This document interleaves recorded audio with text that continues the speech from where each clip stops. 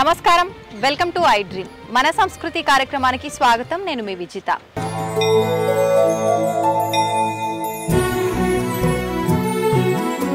అయితే ప్రస్తుతం నేను శ్రీ పార్వతీ జడల రామలింగేశ్వర స్వామి ఆలయం దగ్గర ఉన్నాను. ఈ ఆలయము నల్గొండ జిల్లా నార్కట్పల్లి మండలం చెరువుగట్టు అనే గ్రామంలో స్వామివారు కొలువు తీరి ఉన్నారు. ఈ ఆలయం ఇక్కడ ఉంది. అయితే ఈ ఆలయం విశిష్టత గురించి, ఆలయ చరిత్ర గురించి, ఈ ఆలయంలో కొలువు తీరి ఉన్న శివుడి యొక్క మహిమాన్వితమైన మహిమల గురించి ఇక్కడ ఆలయంలో ప్రధాన అర్చకులతో మాట్లాడి తెలుసుకునే ప్రయత్నం చేద్దాము. ముందుగా మనం ఈ ఆలయంలో ఎంటర్ అవ్వగానే మనకు రెండు మార్గాలు కనిపిస్తూ ఉంటాయి. ఒక మార్గం ఇప్పుడు నేను ఎక్కడైతే నించొని ఉన్నానో ఈ మార్గం మెట్ల మార్గం. ముందు నుంచి ఆలయ పురాతనం నుంచి ఉన్న ఆలయం ఎప్పటి నుంచి ఉందో అప్పటి నుంచి కూడా ఈ మార్గం ఒకటే ఉండేది. తర్వాత భక్తుల సౌకర్యం కొరకు మళ్ళీ వాహన మార్గం ఇంకొక మార్గాన్ని కూడా ఏర్పాటు చేయడం జరిగింది. అయితే ఇప్పుడు నేను మెట్ల మార్గం ద్వారా పైకి వెళ్తున్నాను. మీరు కూడా నాతో పాటు రండి, స్వామివారిని దర్శించుకోండి.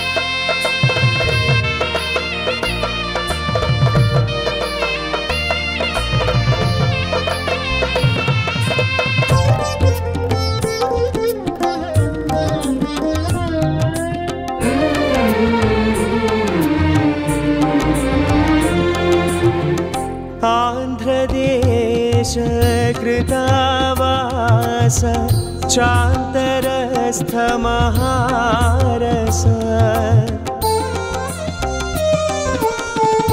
आन्ध्रदेश कृतावास चान्तरस्थ महारस दुःखान् महाशक्तिधरा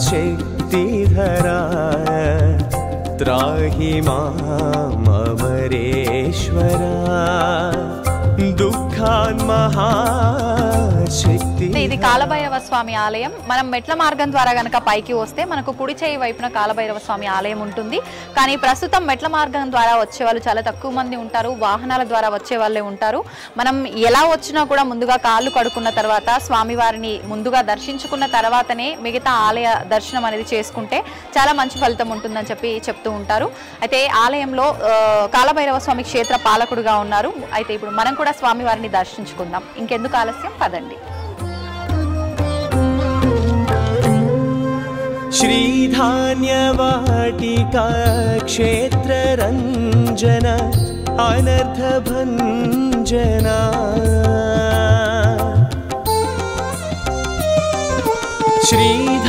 శ్రీధాన్యవాటికా క్షేత్రరంజన అనర్థభంజనా जननान्तत्रासहरा त्राहि मामरेश्वरा जननान्तत्रासहरा त्राहि मामरेश्वरा.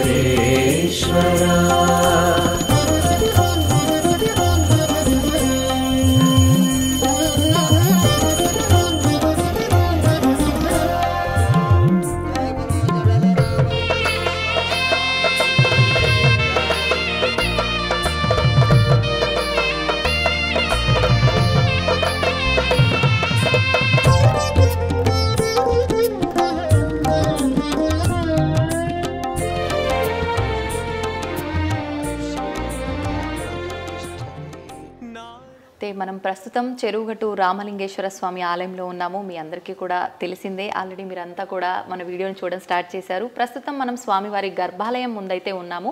అయితే స్వామివారి ఆలయ విశిష్టత గురించి కానీ, స్వామివారి మహిమాన్వితమైన మహిమల గురించి కానీ తెలుసుకోవాలి అని అంటే దానికి సంబంధించి తెలిసిన ఒక గొప్ప వ్యక్తి మనతో పాటు ఉంటే కనుక ఆ విషయాలన్నీ కూడా మనందరము చక్కగా తెలుసుకునే అవకాశం ఉంటుంది. అందుకని చెప్పి ఇప్పుడు ఇక్కడ ప్రధాన అర్చకులు ఎవరైతే ఉన్నారో రామలింగేశ్వర శర్మ గారు, ఇప్పుడు వారితో మాట్లాడడం జరిగింది. వారే మనకు ఆలయ విశిష్టత గురించి తెలియజేయడం జరుగుతుంది. ఇప్పుడు వారితో మాట్లాడిద్దాం. నమస్కారం అండి. నమస్కారం. అయితే మనం ఇప్పుడు ప్రస్తుతం చెరువుగట్టు రామలింగేశ్వర స్వామి ఆలయంలో గర్భగుడిలో స్వామివారి ముందర అయితే కూర్చొని ఉన్నాము. అసలు ఈ ఆలయ విశిష్టత ఏంటో ఇక్కడ ప్రధాన అర్చకులు రామలింగేశ్వర శాస్త్రి గారితో మాట్లాడి ఆలయ విశిష్టత గురించి, ఆలయ ప్రారంభం ఎప్పటి నుంచి, అసలు ఇక్కడ నిజంగా ప్రతిష్ఠించిన లింగమా లేదు అంటే స్వయంభు లింగమా, ఇలాంటి మరిన్ని విషయాలు ఇప్పుడు వారితో మాట్లాడి తెలుసుకునే ప్రయత్నం చేద్దాం. నమస్కారం అండి. నమస్కారం. అయితే వింటూ ఉంటాం మామూలుగా చెరువుగట్టు ప్రసిద్ధి గురించి విన్నప్పుడు ఇక్కడ స్వయంభుగా వెలిసినారు స్వామివారు అని చెప్పి, నిజంగా స్వయంభుగా వెలిసారా లేదంటే ప్రతిష్ఠించిన లింగమా, ఏంటి ఆలయ విశిష్టత గురించి తెలియజేయండి. ఇక్కడ స్వామివారిని త్రేతాయుగంలో పరశురాముడు ఆయన మనశ్శాంతి కొరకు అనేక స్థలాల్లో ఈ యొక్క స్వామివారి మూర్తిని ప్రతిష్ఠించినటువంటి సందర్భాలు మనకు అనేకం కనిపిస్తూ ఉంటాయి. అదేవిధంగా ఈ క్షేత్రంలో కూడా స్వామివారిని పరశురాముడు ప్రతిష్ఠించి ఒక చిన్న లింగాకారపు మూర్తిని ప్రతిష్ఠించి అనేక సంవత్సరాలు ఆ యొక్క శివుడిని జడల రామలింగేశ్వర స్వామి పేరుతో అనేక సంవత్సరాలు శరీరాన్ని మర్చిపోయి ఆయన తపస్సు చేస్తూ పోతుంటే ఆ యొక్క పరమశివుడు పరశురాముడు తపస్సు మెచ్చినటువంటి పరమశివుడు ఆ లింగాకారంలో ఉద్భవించి ఆ లింగాకారము దినదినము వృద్ధి పొంది ప్రస్తుతం ఉన్నటువంటి అంత పెద్దగా ఆ స్వామివారి మూర్తి పెరిగింది అని చెప్పి చెప్తారు. అయితే ఆ విధంగా ఆ పరశురాముడు తన తపస్సు చాలించి ఒక్కసారి స్వామివారిని దర్శనం చేసుకునేసరికి ఆయనకు మనసులో సందేహం కలిగింది. నేను ప్రతిష్టాపన చేసినటువంటి మూర్తి లింగాకారం చిన్నది కదా, మరి ఇది ఎలా అయింది, ఎలా జరిగింది దీని విషయము అని చెప్పేసి నేను దీన్ని తొలగిస్తాను అని చెప్పేసి ఆయన పరశువు అంటే గండ్రగొడ్డలి, ఆ గండ్రగొడ్డలతో ఆ యొక్క శివుడి యొక్క లింగాకారం పైన ఒక కాటు పెట్టేసరికి కనిపిస్తుంది, ఇతల పక్క కనిపిస్తుంది. ఆ లింగాకారం శిరస్సు మీద ఇలా కాటు ఉంటుందండి, చూడండి కనిపిస్తుంది, అది అటు ఇటు ఉంటుంది మొత్తం.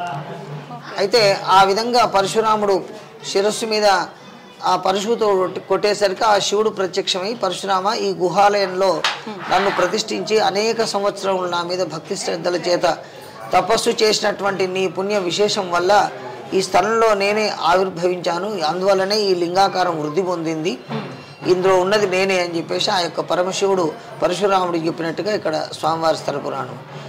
అయితే అది అందుకు నిదర్శనంగా మనకు ఆ యొక్క స్వామివారి శిరస్సు పై భాగంలో ఒక కాటు కనిపిస్తుంది.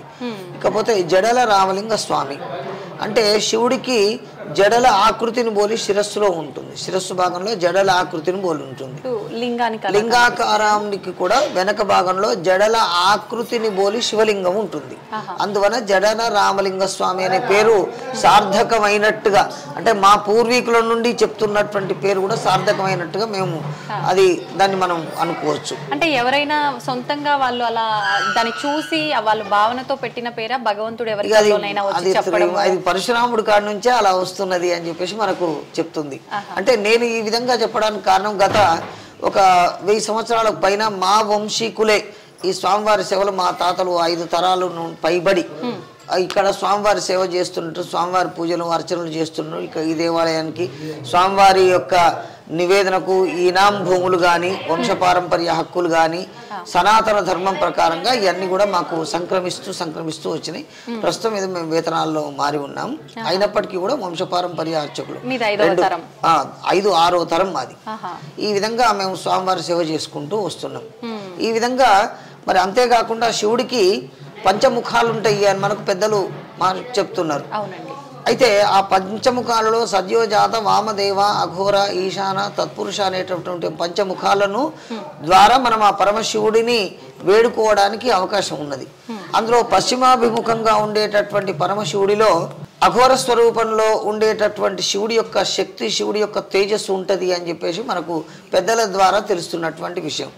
దానికి నిదర్శనంగా మనం ఇప్పుడేమనుకోవచ్చు అంటే, ప్రతి అమావాస్యకు ఇక్కడికి ఈ క్షేత్రానికి 1,00,000 మంది వచ్చి స్వామివారి దర్శనం చేసుకొని పోతున్నారు. 1,00,000 మంది దర్శనం చేసుకున్నంత మాత్రంలోనే వాళ్ళకు ఉండబడినటువంటి బాధలు కానీ, వాళ్ళకు ఉండబడిన కష్టాలు కానీ ఇవన్నీ ఆ పరమేశ్వరుడు రామలింగేశ్వర స్వామి తీర్చడం వల్లనే ఆయనే మా ఇలవేల్పు అనుకొని వాళ్ళు జీవనాన్ని సాగిస్తూ సంతోషంగా వాళ్ళ పిల్లలు వాళ్ళ తరం ఆ విధంగా భక్తులు వృద్ధి పొందుతూ ఉన్నది.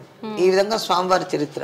అయితే ఆ విధంగా ఇంతే కాకుండా ఈయన ప్రధాన దైవం జడల రామలింగ స్వామి.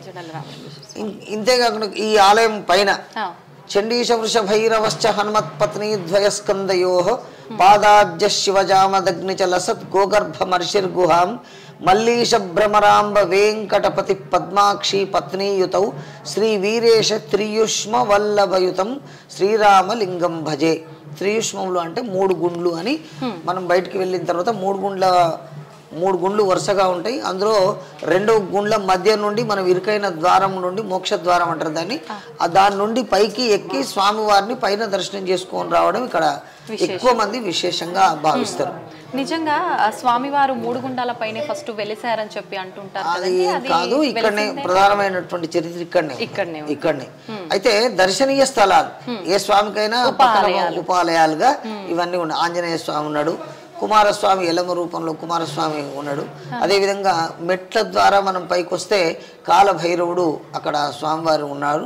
అదేవిధంగా ఈ స్వామివారి అభిషేక జలం కొరకు ఇప్పుడు అంటే ప్రస్తుతం కొంచెం మనకు నీళ్ళ వసతి ఇవన్నీ పెరిగినాయి, నీళ్లు రావడం. అప్పట్లో అసలు గుట్ట పైన వేసవి కాలంలో ఇది చైత్ర వైశాఖ మాసంలో నీళ్ళు అనేది దొరకకపోయేది. అప్పుడు ఆ గోగర్భం అనే ఒక చిన్న కొలను ఉంది. ఆ గోగర్భంలో మాత్రం స్వామివారికి అభిషేకానికి సరిపోయే అన్ని జలం మాత్రం అందులో దొరికేది.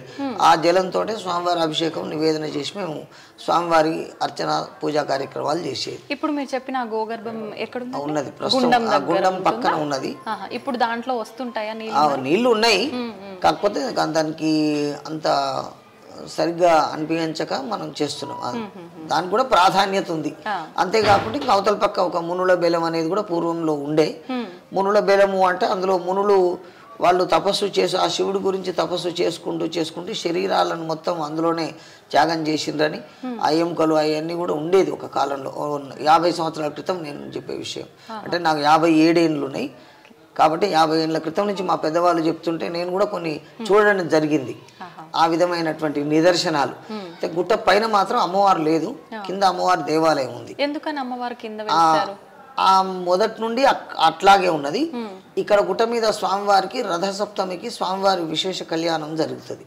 అయితే దానికంటే ముందు మకర సంక్రాంతి రోజు ఏదైతే ఉత్తరాయణ పుణ్యకాలం వస్తుందో ఆ సందర్భాన్ని పురస్కరించుకొని నివాళిల రోజు కింద అమ్మవారి అని చెప్పి అమ్మవారి మూర్తులు స్వామివారి మూర్తులు ఊరేగింపు జరుపుకొని గుట్టపైకి రావడం. ఆ తర్వాత రథసప్తమి వరకు ఈ క్షేత్రంలో అమ్మవారు ఇక్కడే ఉంటుంది అని చెప్పేసి దానికి ప్రాధాన్యత. ఆ ఉండి అమ్మవారు ఆ రోజులు కూడా తపస్సు చేస్తుంది శివుడి గురించి. తర్వాత రథసప్తమికి స్వామికి అమ్మవారికి విశేషంగా కళ్యాణం జరుగుతుంది. త్రయోదశి వరకు పంచానిక శైవాగమ ప్రకారంగా కారణాగమంలో చెప్పబడిన విధంగా శైవాగమం ప్రకారంగా 5 రోజులు స్వామివారి పంచానిక దీక్ష చేత స్వామివారి ఉత్సవాలు జరుగుతాయి.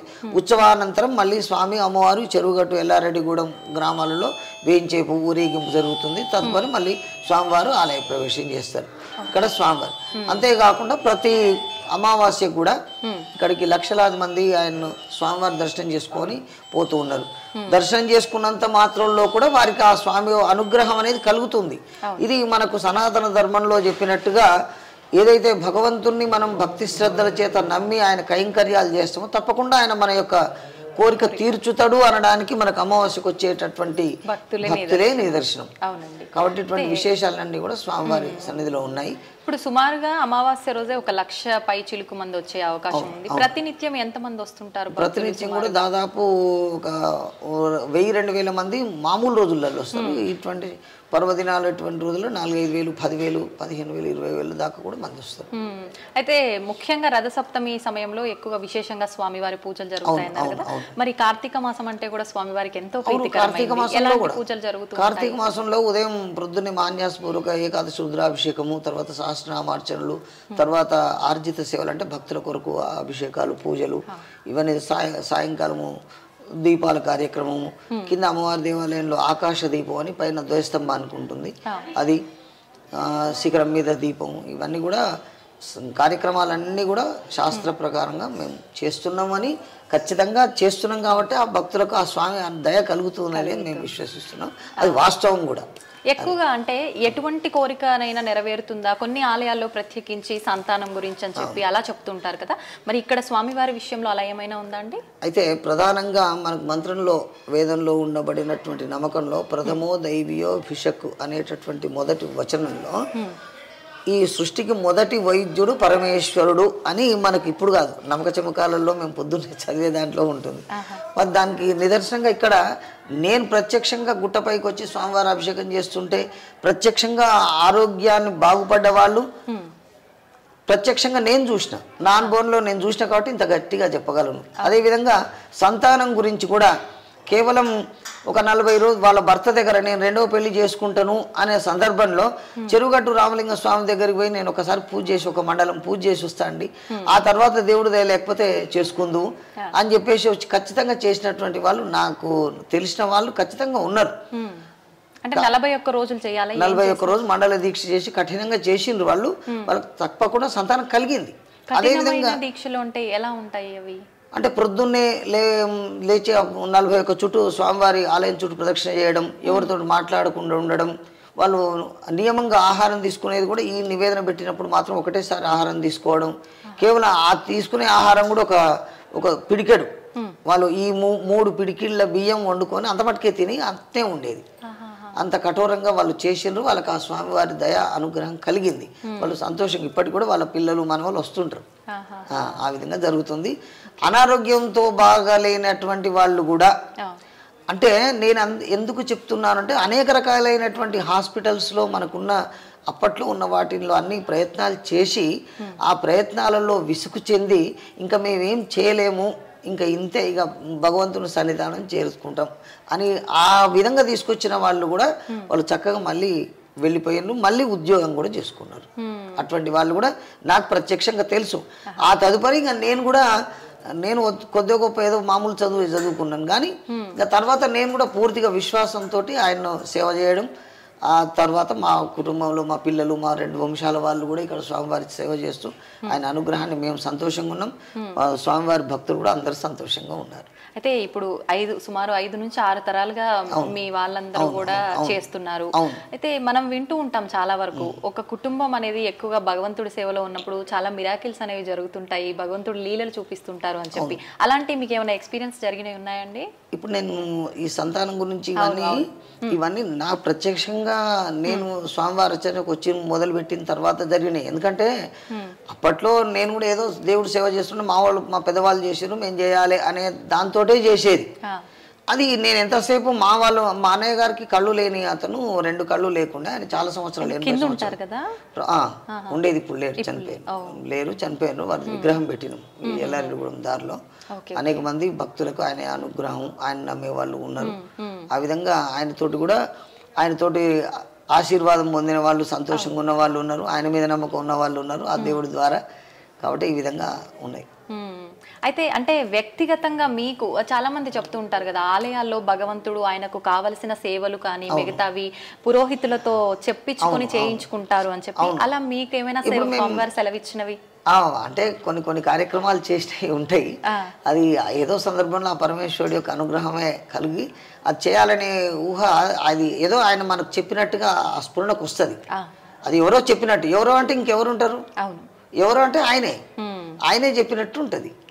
అట్లా అంటే ఆయనకు ఒక రూపం అనేది. ఇప్పుడు మేమేమనుకుంటున్నాం, స్వామివారిని జడల రామలింగ స్వామి, మాకు ఎంతసేపు ఆ జడలున్న రామలింగ స్వామి గుర్తొస్తాడు కాబట్టి ఆయనే చెప్పిండు అంతే. ఇంకా అట్లా ఆ విధంగా స్వామివారి అనుగ్రహం వల్ల ఈ లోకంలో ఉండే అనేక మంది ఆయన అనుగ్రహాన్ని పొంది మానవుడికి ఏదైతే కావాలనో ధర్మ అర్థ కామ మోక్షములు అనేటటువంటి 4 అనుగ్రహించడానికి ఆ పరమేశ్వరుడు చక్కగా సమస్త భక్తులను అనుగ్రహిస్తున్నారు.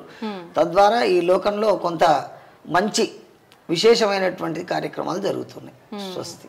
అయితే ఇప్పుడు స్వామివారు శివుడు అంటేనే అభిషేక ప్రియుడు. ప్రతినిత్యం అభిషేకము ఇలాంటి కార్యక్రమాలు జరుగుతాయి? సోమవారం లేదండి, ప్రతినిత్యం జరుగుతుంది. ఇప్పుడు భక్తులు అభిషేకాలు చేసుకోవాలంటే స్వయంగా చేసుకునే అవకాశం అవకాశం లేదండి. మా పూర్వీకుల నుండి అదే సంప్రదాయం ఉంది, ఇప్పటికి కూడా అదే సంప్రదాయం కొనసాగుతుంది. అంటే ప్రత్యేకించి ఈ ఆలయంకి అలా కొన్ని ఆలయాల్లో ఉంటాయి, కొన్ని ఆలయాలలో ఉండవు. ఆ ఉండని ఆలయాలలో ఇది కూడా ఒకటి.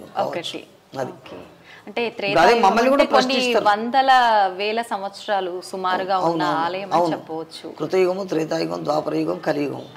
అప్పటి నుండి స్వామివారు ఏదో రూపంలో ఆయన భక్తులు రావడం, ఆయన అనుగ్రహించడం, ఆ విషయాన్ని చూసిన వాళ్ళు మా వాళ్ళు ఉన్నారు కాబట్టి మేము ఇంత విషయాన్ని ఖచ్చితంగా చెప్పగలుగుతాం, దృఢంగా మీరు చెప్పగలుగుతారు, ఆ నమ్మకం ఉంది. అందుకనే స్వామివారి అయితే ఇప్పుడు కళ్ళు లేని వాళ్ళకి కళ్ళు వస్తాయి, వినబడని వాళ్ళ బదులకు వినిపిస్తారంటే నేను ఒకటే అనుకుంటా, మా వంశంలో మా పెద్దవాళ్ళందరూ చేసిండ్రు, మా అన్నయ్య కూడా చేసిండు, ఆయనకు 2 కళ్ళు లేవు, ఆయన అదే నమ్ముకొని చేసిండు. ఆయనకు అపారమైనటువంటి సంస్కృత పరిజ్ఞానం మా అన్నయ్యకు ఉన్నది. మంత్రశాస్త్రం ఓ శ్లోకం చదివిన అంటే దాని అర్థం చెప్పేవాడు. ఆహా. అంత పరిజ్ఞానం ఆ భగవంతుడే ఇచ్చిండు, మరి ఆయన ఎక్కడ పోయి నేర్చుకోలే. అందుకని ఇప్పుడు నేను ముందుగా చదివిన శ్రీమద్భార్గవరామ దేవాలయ చరిత్ర అంతా ఆ శ్లోకంలో వస్తుంది. శ్రీమద్భార్గవరామ నిర్మిత మహాదివ్యాలయే సంస్థితం నిహారాచల కన్యకార్ధవపుషం బాలేందురేఖాధరం బ్రహ్మేంద్రాచ్యుత సేవ్య పాదజలజం సద్భక్త కల్పద్రుమం సేవే సుందర ఇక్షుశైల నిలయం శ్రీరామలింగం భజే. ఇక్షుశైలం అంటే చెరుకు గట్టు అని, ఆహా. చెరుకు గట్టు అని. అయితే ముందుగా చెరుకు చెరుకు గట్టు అని గట్టు ఉండేదా అని. చెరువు నామధేయం? ఈ ఊరు పక్కన పెద్ద చెప్పుకోదగిన చెరువులు ఏం లేవు. ఆహా. ఇక్ష్వాద్రి అంటే చెరుకు గట్టు అని. ఆ. అది మా అన్నయ్య గారికి అనేక పండితులను వాళ్ళను సంప్రదిస్తూ వాళ్ళు చెప్పిన అన్నిటి కూడా ఒకదానికొకటి జోడిస్తూ ఉండేది. ఆ విధంగా ఆయనకు ఇక్ష్వాద్రి చెరుకు గట్టు అనేది ఇట్లా పడిపోయింది. వాడుక భాషలో అది కాస్త చెరువు గట్టు లాగా మారిపోయింది రాయడంలో స్పెల్లింగ్స్ అట్లా చెరుకు గట్టు. ఓకే. అయితే మీరు ఇందాక 41 రోజుల దీక్ష అని చెప్పన్నారు కదా, అంటే మనం ఓన్లీ ఆ 41 రోజులు నిష్ఠగా ఉండి కొన్ని నియమాలు పాటిస్తూ ప్రదక్షిణలు చేస్తే సరిపోతుందా, లేదంటే ప్రత్యేకించి ఏదైనా దీపారాధనలు, అభిషేకాలు, ముడుపులు ఇలాంటివి ఏమైనా ఉంటాయండి? ముడుపులు తాత్కాలికంగా వచ్చేవాళ్ళు ముడుపులు కట్టిపోవడం కూడా తొట్టెలు కట్టితే సంతానం కొరకని, అనారోగ్యంతో బాధపడే వాళ్లకు ఇంకా రకరకాలుగా అని చెప్పేసి ఈ విధంగా జరుగుతుంది. వాళ్ళకు ఆ కోరికలు నెరవేరుతున్నాయి, వాళ్ళందరూ సంతోషంగా ఉన్నారు. అయితే ముఖ్యంగా 40 రోజులు వాళ్ళు ఉదయం 41 ప్రదక్షిణాలు గుడి చుట్టూ, సాయంకాలం 41 ప్రదక్షిణాలు గుడి చుట్టూ చేస్తూ ఖాళీగా ఉన్న సమయంలో ఎవరితో మాట్లాడుకుంటే ఏదైనా తోస్తే కొంచెం చదువు వచ్చిన వాళ్ళు ఏదైనా ఈ పంచాక్షరి మంత్రం రాయడమో చదవడమో, సాయంత్రం ఎవరైనా నలుగురు భజన చేస్తుంటే వాళ్ళు కూడా భజనలో పాల్గొనడం, అంతే. ఇంకా అంటే ఐహిక విషయాలు అంటే ఇంటికాడి విషయాలన్నీ మర్చిపోయి భగవంతుని మీద మనస్సు లగ్నం చేసి ఆ విధంగానే వాళ్ళు అయితే ప్రత్యక్షంగా వాళ్ళకి జరిగిన విషయం నేను ప్రత్యక్షంగా చూసిన, వాళ్ళు నాకు తెలుసు కూడా. వాళ్ళు వాళ్ళ మనవాళ్ళు వాళ్ళ దాకా ఇప్పటి వరకు యాక్సిడెంట్ ఈ రోజు వరకు కూడా తెలుసు. కాబట్టి నేను అంత ఖచ్చితంగా మీరు వేడుకోండి, ఆ స్వామివారి అనుగ్రహం మీకు కలుగుతుంది అని చెప్తాను. అట్లా మీరు కూడా ఇప్పుడు అనుకోకుండా మీరు మనసులో ఏదో మిగిలిపడి ఉన్న కోరికను ఆయనకు నివేదన చేయండి, మళ్ళీ వచ్చే వరకు మీకు కూడా ఆ స్వామి అనుగ్రహం కలిగితే మరీ సంతోషం. ఆ విషయం నేను నా బదులు మీరే చెప్తారు, మేమే చెప్తాం. అవును, ఆ విధంగా వచ్చిన వాళ్ళే ఈ అనేక మంది. అవును అవును నిజంగా చాలా అంటే మనకి ఈ చుట్టుపక్కల ప్రాంతాల వారే కాకుండా రకరకాల జిల్లాల నుంచి వచ్చే వాళ్ళు కూడా ఉంటారు, అంత మహిమ ఉంది స్వామివారి క్షేత్రంలో కాబట్టి నిజంగా భక్తుల తాకిడి కూడా అదే రకంగా. అయితే ఇప్పుడు మనం ఒక ఆలయం ప్రధానంగా తీసుకుంటే ఆలయంలోకి మనం ప్రారంభం అవ్వగానే మనం కాళ్ళు కడుక్కున్న దగ్గర నుంచి ఉప ఆలయాలు చాలా ఉంటాయి. ముందుగా అసలు ఈ ఆలయంలోకి ప్రవేశించగానే మనం ఎవరెవరిని ఒక ప్రణాళిక ప్రకారం దర్శించుకోవాలంటారు? ముందుగా ఇప్పుడు గతంలో ఇప్పుడు రోడ్డు మార్గం మనకు సౌకర్యం, రోడ్డు మార్గం వచ్చింది. ఇప్పుడు ముందు కాలభైరవ స్వామి అని చెప్పేసి క్షేత్రపాలకుడు అక్కడ ముందే ఉన్నది, కానీ ఇప్పుడు దారి మారింది. అందువల్ల మనం ఆయన దర్శనం చేసుకోవాలి. యాక్చువల్గా మొట్టమొదటి స్వామివారి కంటే ముందు అక్కడ దర్శనం చేసుకొని గుళ్ళకి రావడం అనేది జరుగుతుంది. తదుపరి ఆంజనేయ స్వామి, కుమారస్వామి, ఇప్పుడు ఆ కుమారస్వామి డే కాడ ఎల్లమ్మ అని ఏదో రకరకాలుగా ఆ విధంగా జరుగుతుంది. స్వామివారి పాదాలు ఆలయం దగ్గర ఎల్లమ్మ అంటే సర్పాలు ఉండే ఈ దేవాలయం విస్తృతం చేసినప్పుడు అవి కూడా ఇక్కడే ఉండేది, అంటే చిన్నగా ఉండే గుడి. దీన్ని వైడింగ్ చేసినప్పుడు ఇది అక్కడ పెట్టడం సర్పాలు ఉన్నాయన్నట్టు. ఆ విధంగా ఆ రూపంలో కుమారస్వామి. పక్కన చూసుకుంటే మనకు ఇంకా శివలింగాలు కూడా అంటే వాయులింగంగానో ఆత్మలింగంగానో ఏవో లింగాలు ఉన్నాయి కదా, అవి లింగాకారం ఉన్నది. ఇక్కడ అన్నదాన లింగము అని చెప్పేసి దానికి ఆ పేరు ఎందుకు వచ్చిందంటే అప్పట్లో కూడా అనేక మంది భక్తులు వచ్చి వాళ్ళకి ఎంతో కొంత ద్రవ్యం, బియ్యము, కూరగాయలు తీసుకొచ్చి ఇక్కడ వచ్చే భక్తులకు అన్నం వండి ఇక్కడ ప్రత్యక్షంగా వాళ్ళు పెట్టడానికి అవకాశం లేదు కాబట్టి స్వామివారి దగ్గర వాళ్ళు వండింది మేము వండి పెడతాం కదా, కాబట్టి అక్కడ వాళ్ళు నివేదన చేసి భక్తులకు పంచేది. అందుకని అన్నదాన లింగం అని చెప్పి. ఇంకా ముందుకేమో ఒక పరశురామ లింగం అని చెప్పేసి ఒకటి ఉంది. పరశురాముడు కూడా ఇక్కడ ఆయన తను జాలిచ్చిన లింగాకార స్వరూపంలో అని చెప్పేసి ఆ ముందు ఉంటది. అది స్వామివారికి కళ్యాణం 5 రోజుల్లో 5 వాహనాలు ఉంటాయి. 5 వాహనాలలో 5 రోజులు సేవా కార్యక్రమం ఉంటుంది. ఇక విశేషంగా ఇంకా ఈ మధ్యలో అంటే 13లో కట్టినటువంటి ఆ శిలాస్తంభం ఉంది కదా, 16 స్తంభాలతో నిర్మితమైన కళ్యాణ మండపం, అది కూడా విశేషంగానే ఏర్పాటు చేయడం జరిగింది. ఇప్పుడు ఉన్న వాటి ఎక్కువ భగవంతుని విషయంలో గొప్పది అంటే ప్రస్తుతానికి అది. ఇప్పుడు కళ్యాణ సమయంలో కూడా చాలా మంది భక్తులు తలంబ్రాలు తీసుకొని వస్తూ ఉంటారు కదండి, ఎలా జరుగుతుంది? బియ్యము అంటే మనం ఒక మామూలుగా మన ఇండ్లలో ఏది విధంగానైతే బట్టలు, బియ్యము, తాంబూలము, ఆడపడుచు గాజులు ఇవన్నీ ఎట్లా సమర్పణ చేస్తాం, స్వామివారికి కూడా అదే విధంగా సమర్పణ చేస్తారు. అట్లా ఆ విధంగా దాదాపు ఒక 100 ట్రాక్టర్ల వరకు బియ్యం వస్తాయి. 100 ట్రాక్టర్లు అంటే ఇక క్వింటాల్ ఎన్ని అవుతాయో కానీ. మరి ఇప్పుడు భక్తులు తెచ్చిన ఆ బియ్యం అన్ని కూడా కొన్ని సేకరించి భగవంతుడికి ఉపయోగిస్తారా? ఎలా ఉంటుంది అదంతా? డిపార్ట్మెంట్ పరంగా వాటిని వేలం పెట్టడం, ఆ వేలం పెట్టిన వాళ్ళు వాటిని సేకరించుకోవడం అయినా జరుగుతుంటుంది. అయితే మనం ఎలాగూ శివయ్య ముందే కూర్చొని ఉన్నాము, నిజంగా శివుణ్ణి లింగ రూపంలోనే మనం దర్శించుకుంటాం ఏ ఆలయంలో అయినా సరే. అయితే శివుణ్ణి ఆడవారు తాకకూడదు అని చెప్పి, శివలింగాన్ని ఆడవారు అసలు పూజ కూడా చేయకూడదు అని చెప్పి కొంతమంది చెప్తూ ఉంటారు, అది నిజమేనా అండి? అంటే శాస్త్రంలో అది అయి ఉండొచ్చు, ఎందుకంటే అంత దూరం వెళ్ళి మేము దాన్ని పరిశీలన చేసిన వాళ్ళంగా. మా అన్నయ్య లాంటి వాళ్ళు అయితే దానికి సరైన సమాధానం చెప్పేవాళ్ళు, ఇంకా కొంచెం బాగా లోతుపోయి. కాకపోతే ఏంటంటే శివుడిని లింగోద్భవ సమయంలో ఆ శివుడు మొట్టమొదటిగా బ్రహ్మ విష్ణువులకే దర్శనం ఇచ్చిండు. ఒక అగ్ని రూపంలో, బింబం రూపంలో శివుడు బ్రహ్మ విష్ణువులకు దర్శనం ఇచ్చిండు. అయితే అభిషేక ప్రియ శివ అనే దానికి దాని సమన్వయం కనుక మనం చేసుకుంటే ఆ గొప్ప కాంతితోటి, వేడితోటి ఉద్భవించినటువంటి మరి అప్పటికి అదే ఆ కాంతి రూపంలో ఎందుకు పుట్టిండు అనడానికి కూడా మనం ఏమనుకోవచ్చు అంటే, ఈ లోకమంతా హాలాహలం నిండి మొత్తం చీకట్లు గమ్మి పోయినటువంటి సందర్భంలో ఆ యొక్క బింబం ప్రకాశవంతమైనటువంటి తేజస్సుతో శివుడు ఉద్భవించిండు. మరి బ్రహ్మ విష్ణువులు ముందు ఆయనను ఊర్ధ్వభాగం బ్రహ్మదేవుడు, అదో భాగం విష్ణుమూర్తి దర్శనం చేసుకోవడం జరిగింది. ఆ విధంగా కాబట్టి మరి అందువల్లనే ఆడవాళ్ళు తాకకూడదు అన్నదాని నియమాలు ఇంకా అవి శాస్త్రాన్ని బట్టి ఉన్నాయి, పెద్దగా మనం అంత లోతుకు పోలేము. ఆ విధంగా అనుకోవచ్చు, అది నేను అనుకోవడం అంతే. అయితే ముందుగా శివాలయంకి వచ్చే ముందు నందీశ్వరుడిని దర్శించుకొని నందీశ్వరు చెవుల్లో ఏదో చెప్పడం కూడా జరుగుతుంది. నంది శృంగంలో అంటే నంది 2 కొమ్ములు ఉంటాయి కదండి, ఎడమ మగవాళ్ళు అయితేనేమో 2 వేళ్ళు, చూపుడు వేలు, పెద్ద నేలు నంది కొమ్ముల మీద ఉంచి తోక నిమురుతూ ఆయన అంటే ప్రశాంతం చేసుకుంటూ ఆ శివుడిని దర్శనం చేసుకోవాలని.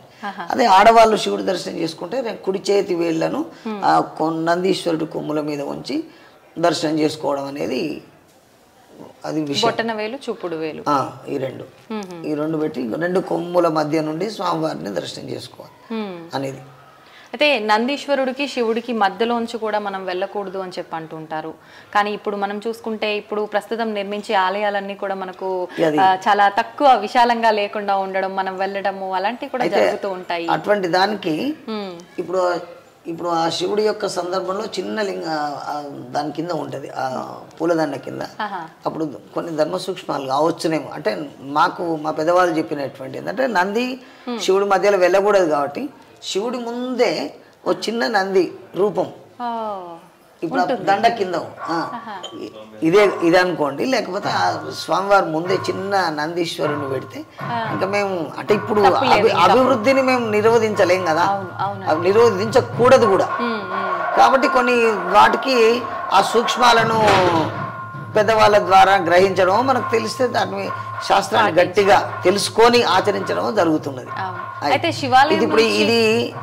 ఇప్పుడు నేను మీకు చెప్పిన సందేహం ఇప్పుడు మా పూర్వం నుండి వస్తే నేను మా పెద్దవాళ్ళని అడిగిన ఈ నందిని ఇక్కడనే ఎందుకు పెడతారు అని అడిగితే మా పెద్దవాళ్ళు చెప్పినటువంటి విషయం అంటే శివుడికి నంది మధ్యలో వెళ్ళకూడదు కాబట్టి ఆ శివుడికి మధ్యన ఓ నందిని ఉన్నది అని. ఓకే, అప్పుడు ఇంకా ఎలా నందీశ్వరుడు శివుడు ముందే ఉన్నాడు కాబట్టి ఇక్కడ మనం వెళ్ళినా దోషం ఏమీ ఉండదు, దోషం తక్కువ ఉంటది అని భావించు. అంటే ఉంటుంది, తక్కువ ఉంటుంది అంతే, ఏదైనా అంతే కదండి. అవును, మనము పూర్వజన్మ కృతం పాపం అని చెప్పేసి మనం భగవంతుని వేడుకునేటప్పుడు పాపాలు నేను చేసి వచ్చిన స్వామి నన్ను రక్షించు అనే దానికి ఏమీ అది అవకాశమే లేదు. తెలియక చేసిన దోషాలను మాత్రమే ఆయన రూపుమాపుతాడు తప్ప మనకు ప్రత్యక్షంగా నేను ఈ దోషం చేస్తున్నాను, ఇది దోషమని నాకు తెలుసు, ఇంకా దాని నివృత్తి ఎక్కడిది? అది సరే ఇప్పుడు కాకపోతే ఇంకెప్పుడు అనుభవించాల్సిందే, అది మాత్రం ఎవరికైనా తప్పదు, నాకు మీకుతో సహా అందరికీ తప్పదు. అంతే. అయితే ఇప్పుడు శివాలయం నుంచి ప్రసాదం కూడా ఆలయానికి తీసుకువెళ్ళకూడదని, తీసుకువెళ్ళిన చండీశ్వరుడి అనుమతి తీసుకొని వెళ్ళాలని చెప్పి అంటుంటారు కదా, మరి ఇప్పుడు ప్రతి ఒక్కరు అలా చెప్పే తీసుకెళ్లాలా, లేదంటే మళ్ళీ అది దోషంగా మారే అవకాశం? అది దోషం ఏం లేదు. మామూలుగా ప్రసాదం అంటే కొంతమంది పూలు అది ఇస్తారు, అది కళ్ళకు అద్దుకొని తీసుకుంటారు, దానికి అదేం లేదు. చండీశ్వరుడు ఉంటాడు మన స్వామివారి నీళ్ళు పోయే చోట ఉంటుంది అక్కడ, కాబట్టి ఇంకా అది దోషమని మనం పరిగణించొద్దు, ఏదో పువ్వో పత్రో తీసుకోగలుగుతాం అట్లా. ఓకే, మంచిదండి. నిజంగా ఆలయ విశిష్టత గురించి, స్వామివారి అనుగ్రహం గురించి, ఆయన మహిమాన్వితమైన మహిమల గురించి చాలా చక్కగా వివరించారండి. ధన్యవాదాలు. సంతోషం. సనాతన ధర్మంలో ఏదైతే భగవంతుణ్ణి మనం నమ్మాలనో ఇటువంటి దేవాలయాలే దానికి ప్రతీకలు. కాకపోతే మనం దాని విషయంలో భగవంతుణ్ణి వేడుకుంటప్పుడు మన మనసు ఎంత పవిత్రంగా ఉన్నది, మనం పవిత్రమైనటువంటి ఆయన ద్వారా మనం అనుగ్రహం పొంది పవిత్రమైనటువంటి పనులకు మన యొక్క ఈ శరీరాన్ని వినియోగిస్తే ఉత్తమ మార్గం అని పెద్దవాళ్ళ యొక్క సూచన నాకు. ఎందుకంటే అన్ని పనులకు వాడతాం ఈ శరీరాన్ని, భగవంతుని నమస్కారం చేసేటప్పుడు ఎక్కువ మంచి పనులకు వాడేటట్టు అనుగ్రహించు అని ఆయననే వేడుకుంటాం. తెలిసి తెలియక చేస్తాం ఒకటి, కానీ తెలిసి చేయకుండా చూసే బాధ్యత కూడా పరమేశ్వరుని అని దండం పెట్టుకొని చేయాల్సినటువంటి పరిస్థితి. కాబట్టి ఇది సనాతన ధర్మం చాలా విశేషమైంది. కాబట్టి ఆలయాలు ఈ విధంగా అనేక మందికి కూడా మార్గదర్శనం చేస్తున్నాయి.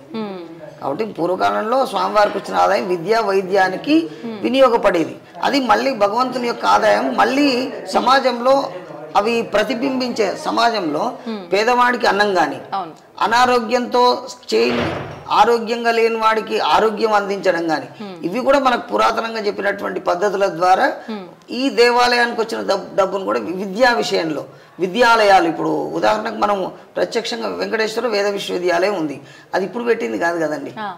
అప్పుడు ఎందుకు ఆలోచన చేశారు? వెంకటేశ్వర వైద్యశాలలు ఉన్నాయి, అవన్నీ స్వామివారి నివేదన డబ్బే కదా, స్వామివారి ఉండి డబ్బే కదా. విద్య, వైద్యం, అన్నదానం, దేవుడికి వచ్చిన సొమ్ము ఈ విధంగా ఎక్కువ స్ప్రెడ్ అయితే అది ఎక్కువ మంది మనస్సులలో పాదుగొల్పి ఆ సమాజం అంతా కూడా భగవంతుని యొక్క అనుగ్రహంతో ఉంటుంది అని చెప్పి. గతంలో మనకు యాదగిరిగుట్టలో కూడా లక్ష్మీనరసింహ కాలేజీ ఉంది కదా, సరే అది ఇప్పుడు మొత్తం ఎవరు పోషిస్తున్నారు అనేది వేరే విషయం. సరే ఏదో వాళ్ళు కూడా కొంత అయితే చేస్తున్నారు. ఆ విధాన్ని ప్రతి దేవాలయం కూడా విద్య, వైద్య, అన్నదాన విషయం, అన్నదానాలు చేస్తూ ఉన్నాయి, కొంతవరకు ఆ విషయంలో ఫుల్ఫిల్ అవుతుంది అనుకోవచ్చు. కానీ విద్యా వైద్య విషయాలలో కూడా ఆ దేవాలయానికి వచ్చిన డబ్బు మళ్ళీ ప్రజలకు చెందాలి, అప్పుడే అది సంపూర్ణమైనటువంటి అది చెందుతుంది. ఎందుకంటే అనేక బాధలతోటి అనేక కష్టాలతో దేవుడికి మొక్కి చేస్తారు. అదేదో మనం దొరికింది కదా అని తిన్నంత మాత్రం అది మనకు జీర్ణం కాదు. అది మనం ఏది ఉపయోగించినా ధర్మంగా ఉంటేనే కొంతవరకైనా మనం న్యాయం చేసిన వాళ్ళం అవుతాం. ఆ ధర్మము న్యాయమే కనుక లేకపోతే మనం ఏం మనుషులం, మర మనుషుల లాగా ఉంటుంది. తర్వాత ఇంకా జరిగాయన్నీ జరుగుతుంటాయి దానికి, అంతే. కృతజ్ఞతలండి, చాలా మంచి విషయాలు తెలియజేశారు. నమస్తే. అయితే స్వామివారి దర్శనం అయిపోయింది. స్వామివారి దర్శనం తర్వాత మనం ఈ మార్గం గుండా బయటికి వస్తాము. ఇలా వచ్చిన తర్వాత మనకి ఇక్కడ కొబ్బరికాయలు కొట్టే స్థలం ఎడమ వైపున ఉంటుంది. తర్వాత మనకు స్వామివారికి అభిషేకించిన నీళ్లు ఈ మార్గం గుండా బయటికి వస్తూ ఉంటాయి. మనం ఇలా కనుక మెట్ల మార్గంలో పైకి వెళ్తే ఎడమ చేయి వైపున హనుమాన్ దేవాలయం ఉంటుంది.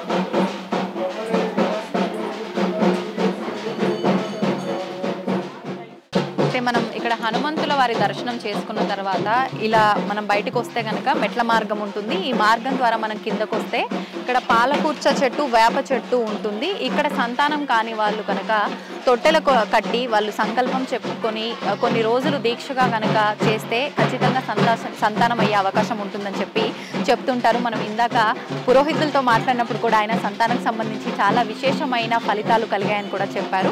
ఆ చెట్టు దగ్గరికి వెళ్ళి మనం ఇప్పుడు దర్శించుకుందాము. ఆ పక్కనే ఎల్లమ్మ తల్లి ఆలయం కూడా ఉంది, అది కూడా దర్శనం చేసుకుందాం.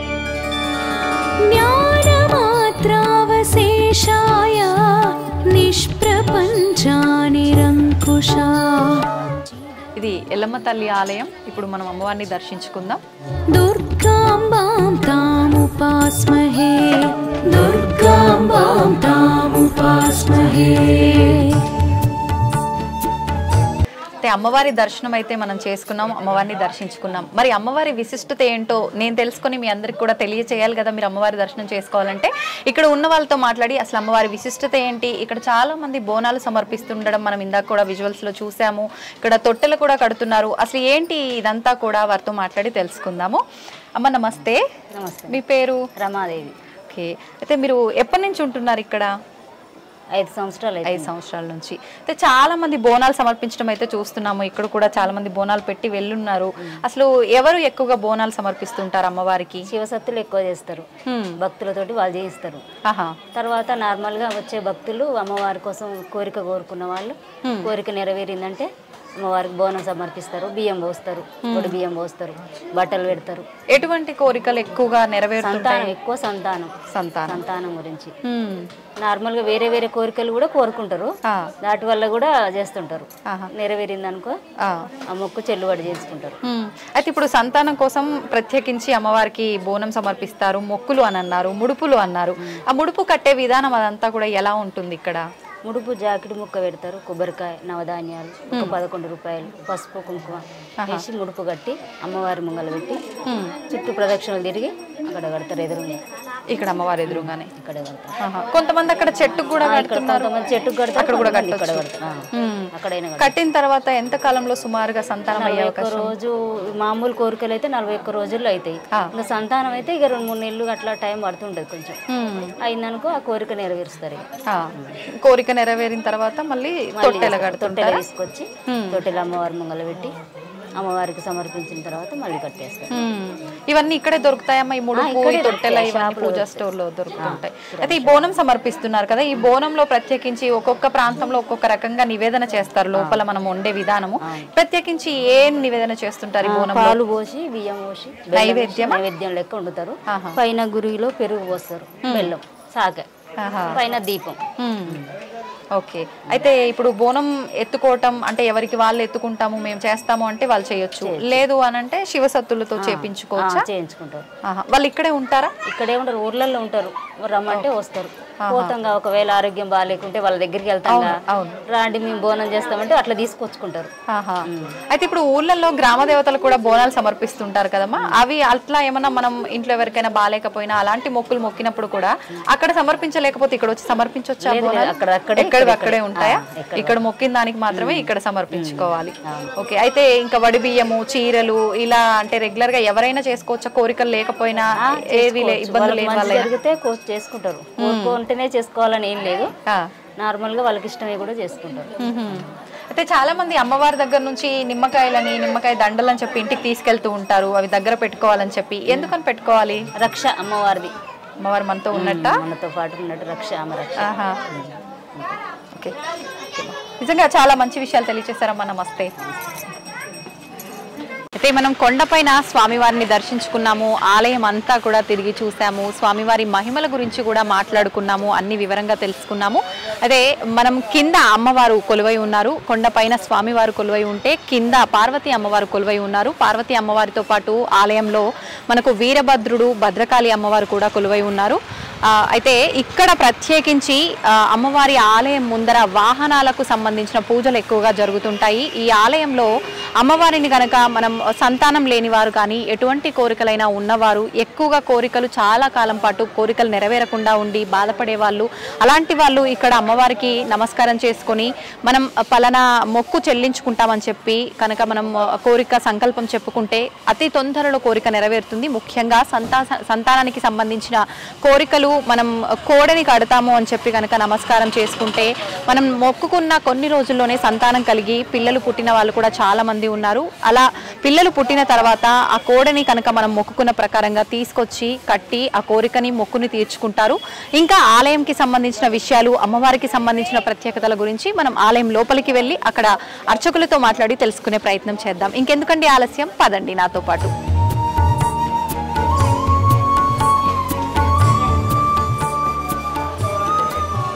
ప్రస్తుతం మామిళ్ళపల్లి రాంబాబు శర్మ గారు మనతో పాటు ఉన్నారు. అమ్మవారి ఆలయంలో పురోహితులు. వారితో మాట్లాడి అమ్మవారి ఆలయం యొక్క విశిష్టత గురించి, ఇక్కడ నిజంగా భక్తులు ఎటువంటి కోరికలతో వస్తుంటారు, ఎటువంటి కోరికలు నెరవేరుతుంటాయో అడిగి తెలుసుకుందాం. నమస్కారం అండి. రాంబాబు గారు, మనం చూస్తూ ఉంటాం ఏ క్షేత్రానికి వెళ్ళినా కూడా అమ్మవారు అయ్యవారు అందరూ పక్కపక్కనే ఉంటారు. కానీ ఇక్కడ చూస్తే కనుక గుట్టపైన స్వామివారు ఉంటారు, కింద అమ్మవారు కొలువై ఉన్నారు. ఎందుకనండి, కారణం ఏదైనా ఉందా? పూర్వము త్రేతాయుగంలో పరశురాముడు ప్రతిష్ఠాపించిన స్వామి ఆలయంలో పైన స్వామివారి యొక్క వారిని స్వామి యొక్క ప్రతిష్టాపన జరిగింది. అది ఒక గ్రామంలో కూడా దేవాలయం అని చెప్పేసి మన యొక్క అందరి యొక్క సహకారంతో కింద అమ్మవారి దేవాలయము, స్వామివారు మరి యొక్క వీరభద్ర భద్రకాలు కూడా ఆలయాన్ని కింద ఒక 400 సంవత్సరాల క్రితం ప్రతిష్టాపన చేయడం జరిగింది. అయితే ఇక్కడ మనం చూస్తుంటే కనుక కోడలు కనిపిస్తున్నాయి. ఏంటండి ఇదేందుకని? ఇక్కడ అన్ని దేవాలయాల్లో అమ్మవారి దేవాలయంలో వడిబియ్యం పోసుకుంటూ అమ్మవారికి కుంకుమార్చనలు ఎక్కువ చేసి పూజలు జరుగుతారు. కానీ చెరుగట్టు క్షేత్రం వద్ద స్వామివారికి పైన అభిషేకాలు, అర్చనలు ఏమేమి జరుగుతాయి. కింద అమ్మవారికి సంతానం లేని వాళ్ళు ఎక్కువగా ఈ యొక్క కోడలను కట్టి మొక్కుకొని మా ఇంటి దగ్గర చిన్న చిన్న లేగదూడల్ని సాది చాలా పెద్దగా అయిన తర్వాత తీసుకొచ్చి అమ్మవారికి ఇక్కడ సమర్పణ చేస్తారు. ఇక్కడ అక్కడ దూరం తెలియని వాళ్ళు కూడా ఇక్కడ కోడలు దొరుకుతాయి. ఇక్కడనే వాళ్ళకి కట్టేసి ఒక మోడల్ని వాళ్ళ యొక్క కోరికలు తీర్చుకుంటారు అన్నమాట. ఇక్కడ కోడలను కట్టేసి ఆ యొక్క అమ్మవారికి కోడలను కట్టేసి సంతానమైన పిల్లల్ని కలిగినందుకు ఆ సంతోషంతో కోడలను కట్టేసి తర్వాత అమ్మవారికి ఒడిబియ్యం పోసి ఆ యొక్క చల్లని తల్లి అమ్మవారిని చల్లగా చూడమని ఆ యొక్క భక్తులు ఇక్కడ కోరుకుంటారు ఎక్కువ. ఇక్కడ అంటే ముందుగా సంతానం ఎక్కువగా ఆలస్యమైన వారు మొక్కుకున్న తర్వాత కోరిక నెరవేరిన తర్వాత కోడని కట్టడం ముందు కోరిక కోరుకుంటారు. ఆ కోరిక తీరిన తర్వాత వచ్చేసి కోడని కట్టేసి వెళ్తుంటారు. ఓన్లీ ఒక సంతానం కోసమేనా అండి, ఇంకా వేరే కోరికల గురించి? ఎక్కువ శాతం పిల్లల సంతానంకి మాకు కోడే కావాలంటే ఈ యొక్క మన భాష కోడే అంటే ఎవరు అబ్బాయి ఆ కోరిక కావాలని చెప్పి ఎక్కువ కోడలను కడతారు ఇక్కడ. అంటే ఇలా మొక్కుకుంటే ఖచ్చితంగా 99% 100% కోరిక ఖచ్చితంగా పిల్లలు పుడతారు ఇక్కడ. అందుకు సాక్ష్యమే ఇక్కడ కోడి పూజలు ఎక్కువ వస్తుంటాయి అనమాట. ఇక్కడ బాగా కడతారు. ఇక్కడ ఇంటి దగ్గర సాది కూడా తీసుకొచ్చి ఇక్కడ కడతారు. దీంతో పాటు కొంతమంది లేని వాళ్ళు కొంతమంది గొర్రెపడేళ్ళు మేక పిల్లలు కూడా కొట్టేసి అమ్మవారికి సమర్పించేసి వెళ్తుంటారు ఇక్కడ. అవి కూడా సంతోషం అండి, చాలా చక్కగా వివరించారు. ధన్యవాదాలు. ఇది మెట్ల మార్గము. మనం కింద నుంచి మెట్ల మార్గం ద్వారా వస్తుంటాము. చాలా మంది ఇలా బొట్లు పెట్టడం అయితే చూస్తున్నాము. అసలు ఎందుకు ఇలా పెడుతున్నారో వాళ్ళతో అడిగి తెలుసుకుందాం. అమ్మ, మీరు బొట్లు పెట్టడం అయితే నేను ఇందాక నుంచి చూస్తున్నా మెట్లకి, ఎందుకని ఇలా బొట్లు పెడుతున్నారు? అంటే ముందు కోరిక కోరుకొని ఇలా పెడతామని దండం పెట్టుకున్నారు. మాకు అనుకున్న కోరిక తీరినాక పెడతాం పసుపు కుంకుమలతో. అలా ఏమైనా సంఖ్య బొట్లు, 3 బొట్లు అట్లా ఏమైనా బొట్లు కూడా లెక్క చూసుకోవాలా? ఏం లేదు, మొక్కు తీరు ఎట్లా మొక్కుకుంటే 4 పెడతారు, 5 పెడతారు, కొంతమంది 5 పెడతారు, కొంతమంది 11 పెడతారు, కొంతమంది 3 పెడతారు. అంటే ఎవరు మొక్కుకుంటే వాళ్ళే పెట్టాలా? మనకు సహాయం చేయడానికి ఎవరైనా ఉండొచ్చా? ఎవరైనా సాయం చేసుకో. ఇప్పుడు మొక్కుకున్నది మేము సాయం చేస్తున్నాం. తానెవరు? నా కూతురు. ఏం మొక్కుకున్నారు? నా కూతురు పుట్టాలని మొక్కుకున్నాం, సంతానం కోసం. పెడుతుంది. మొక్కుకున్నాక ఎంతకాలానికి మీకు సంతానం అయింది? ఏమంటే కడుపుతో ఉన్నప్పుడు కూతురు పుట్టాలని మొక్కుకున్నాం. ఓ, కూతురు కావాలని చెప్పి 2 కొడుకులు ఫస్ట్ కూతురు పుట్టాలని మొక్కుకున్నా, పుట్టింది. ఓకే, అలాగే 3 కొడుకులు పుట్టారు కాబట్టి నాకు కూడా 3 పుడతారు, కూతురు కావాలని మొక్కుకున్నాం. కానీ చాలా తక్కువ మంది ఉంటారు కదా అమ్మాయి కావాలని ఇలా కోరిక నెరవేర్చుకునేటోళ్ళు. మీ పేరేంటి? భాగ్యలక్ష్మి. థ్యాంక్ యూ అండి, thank you very much. Thank you అమ్మా. చూస్తున్నారు కదా ఇక్కడ ఈ హడావిడి అంతా కూడా. ఇక్కడ ఏం జరుగుతుంది అంటే ఇక్కడ స్వామివారి పాదాలు ఉన్నాయి. స్వామివారి పాదాలని కనుక మనము తలపైన పెట్టుకొని 9 కానీ 11 కానీ ప్రదక్షిణలు చేస్తే కనుక మన పైన ఉన్న దృష్టి దోషాలన్నీ కూడా తొలగిపోతాయని చెప్పి ఇక్కడ భక్తుల నమ్మకము.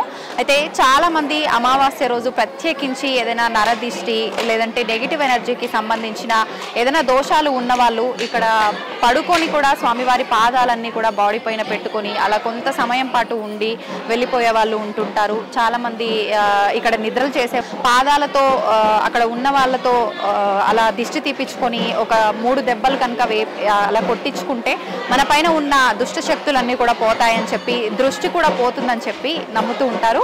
అయితే ఈ తంతు అంతా కూడా మీరు కూడా చూసేయండి.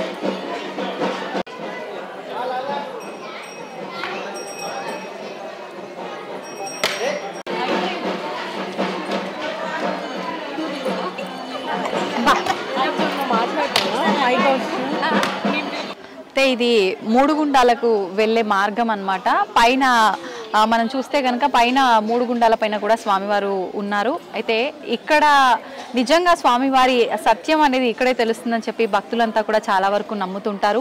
మనం ఒక మార్గం అయితే చూద్దాము ఇప్పుడు వెళ్ళే దారిలో. ఆ మార్గం చాలా సన్నగా చాలా ఇరుకుగా ఉండే మార్గం. ఆ మార్గంలోంచి కనుక మనం బయటికి వెళ్ళి స్వామివారిని దర్శించుకోవడానికి కనుక వెళ్తే మనం తెలిసి తెలియక నిత్య జీవితంలో ఎన్నో రకాల తప్పులు ఒప్పులు పాప పుణ్యాలు చేస్తూ ఉంటాము. అవన్నీ కూడా స్వామివారు నన్ను క్షమించేశారు ఈ మార్గం గుండా బయటికి రావడం ద్వారా అని చెప్పి ఇక్కడ భక్తుల యొక్క నమ్మకము. నిజంగా ఆ మార్గం ఎలా ఉంటుంది ఏంటి అవన్నీ కూడా ఇప్పుడు మనం వెళ్తూ మాట్లాడుకుందాం రండి.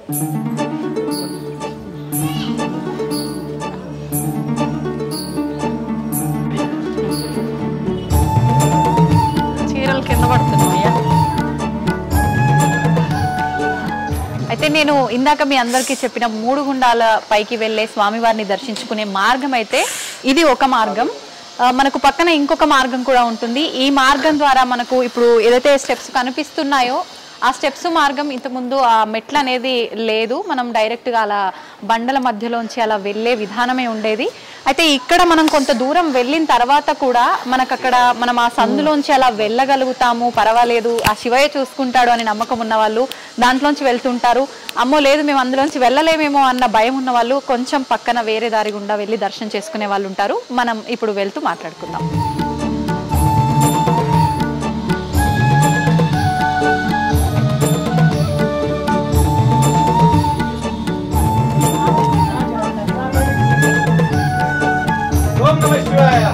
ఓం నమ శివాయ.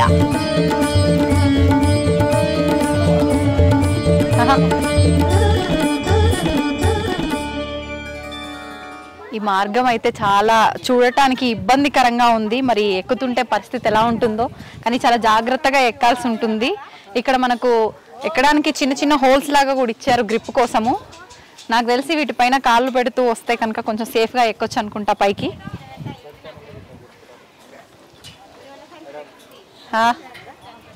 వెళ్ళడం అయితే జరుగుతుంది. అంటే పర్సనాలిటీ ఎంత లావుగా ఉన్న వాళ్ళైనా సరే ఓం నమ శివాయ అనే ఒక మంత్రాన్ని చెప్పుకుంటూ లోపలికి వెళ్తే చాలా అలవోకగా బయటికి వెళ్తారని చెప్పి భక్తులు నమ్ముతూ ఉంటారు. చూసేద్దాం ఇప్పుడు తను ఎలా వెళ్తున్నారు అనేది.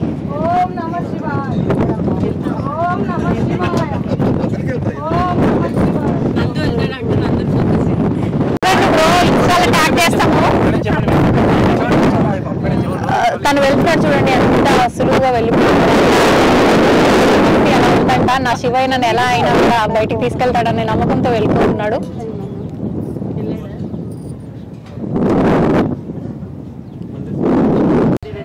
అయితే ఫైనల్ గా మనం మూడుగుండాల పైకి అయితే చేరుకున్నాము. ఇక్కడ నుంచి చూస్తే నిజంగా ఎంత ప్రశాంతంగా చక్కగా పొలాలు అంత గ్రీనరీ చాలా బాగుంది ప్రకృతి అంతా కూడా. ఇప్పుడు మనం ఎలాగో పైకి వచ్చేసాము, స్వామివారిని దర్శించుకుందాము. అయితే మూడుగుండాల మనం ఇందాక ఏదైతే ఆ మార్గం చూసామో అక్కడ నుంచి రాలేని వారు ఇలా మెట్ల మార్గం ద్వారా వస్తూ ఉంటారు.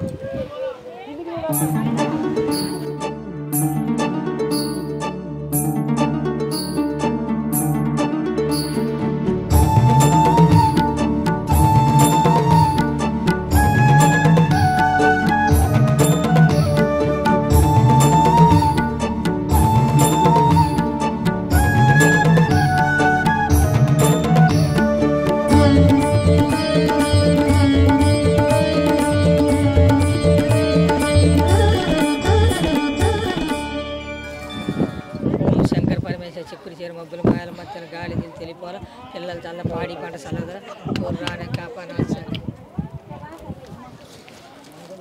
శంకర పరమేశ్వర రానే కాపాడ. మొత్తానికైతే శివయ్య దర్శనం అయిపోయింది. మూడుగుండాల పైకి వచ్చేసాము. చూస్తున్నారు కదా అక్కడే శివయ్య కొలువై ఉన్నాడు.